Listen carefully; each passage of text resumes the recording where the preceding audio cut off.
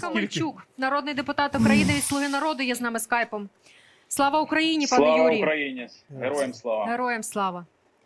Сьогодні в нашій студії ми не дискутуємо, ми висловлюємо свої думки. Ви як представник партії влади, яка на чолі з президентом справді об'єднала зараз нашу державу, попри те, що ще там 3 тижні тому у цій студії ми могли безкінечно сперечатися, висловлювати різні політичні думки, зараз цього точно немає. Яка ваша позиція з приводу того, що зараз відбувається у нашій державі? Аналіз цих 7 днів. Тяжко, найбільш тяжкіше жінкам і дітям.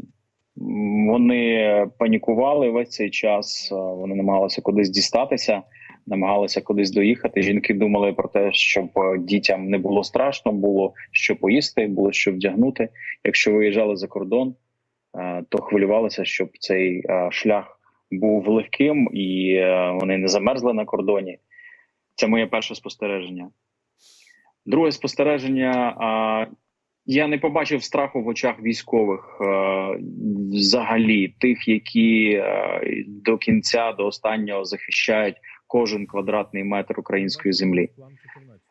Третє, надзвичайна відданість і така ефективність і дотошність, я би навіть сказав, в роботі тих, хто в територіальній обороні.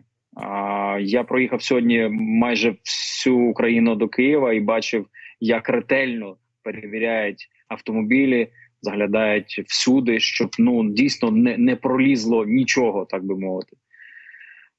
Наступна річ, яка не може не тішити в таку страшну годину, це згуртованість міжнародна щодо допомоги.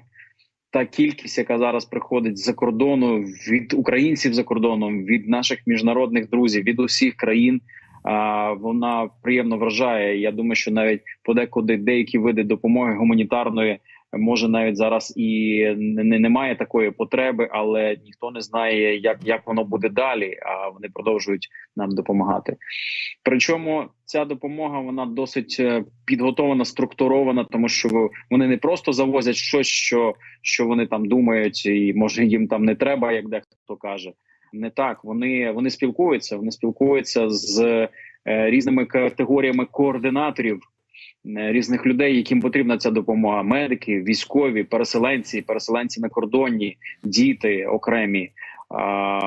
На щастя, дуже багато представників виконавчої влади, політиків, депутатів власноруч з телефоном шукають де тільки можна бронежилети, каски, тепловізори. Організовуються цілі кол-центри і цілі координаційні центри поза навіть державними скоординованими такими речами. У мене теж є певна своя команда, не буду розказувати деталі, але ми опрацьовуємо щодня дуже багато таких індивідуальних задач, коли люди просто в соцмережах пишуть, знаєте, їм там щось треба, вони не можуть поїхати, там бабуся, дідусь, бензин, тепло, їжа, ті чи інші люди. Зараз всі стали таким всеукраїнським допоміжним центром. Така утворилася армія допомоги, окрім армії військової, яка захищає всі наші землі, відбиває ворога і б'є його просто всім, чим тільки можна. Армія допомоги включилася по всім фронтам. Люди один одного підвозять, годують, приймають вдома, майже абсолютно довіряють. Окрім, я маю на увазі, десь там на блокпостах і КПП, де справді потрібна ретельна перевірка. Це спостереження, які, мені здається, говорять про те, що Україна і весь світ, вони дуже пробудилися. Дуже глибоко свідомість пішла в стан пробудженості.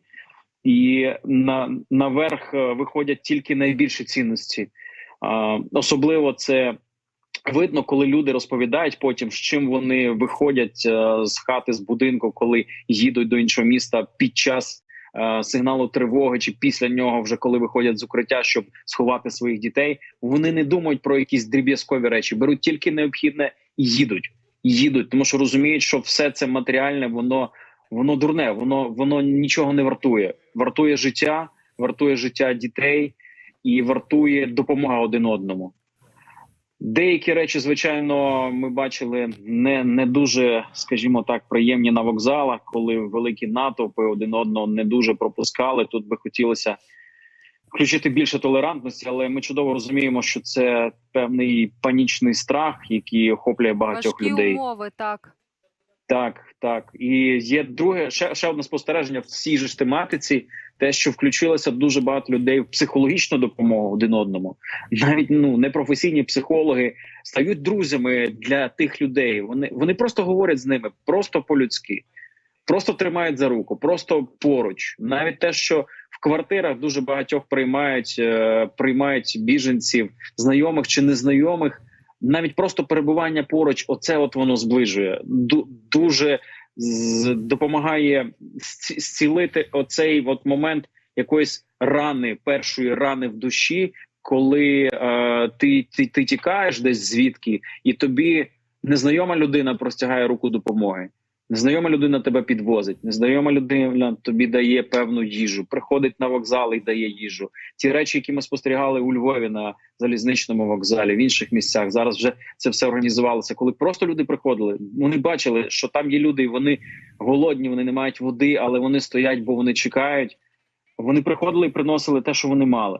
А потім з'явилося більше і більше. Тому я тішуся тієї згуртованості країни в цьому важкому моменті. І тішуся перемогами української армії в цьому тяжкому моменті. Вони просто молодці. Це супергерої. Це, я не знаю, як ще можна їх по-іншому називати. Це наші ангели-охоронці, які ціною власного життя роблять все можливе і неможливе. Дуже важливі слова, з вами ми погоджуємося абсолютно.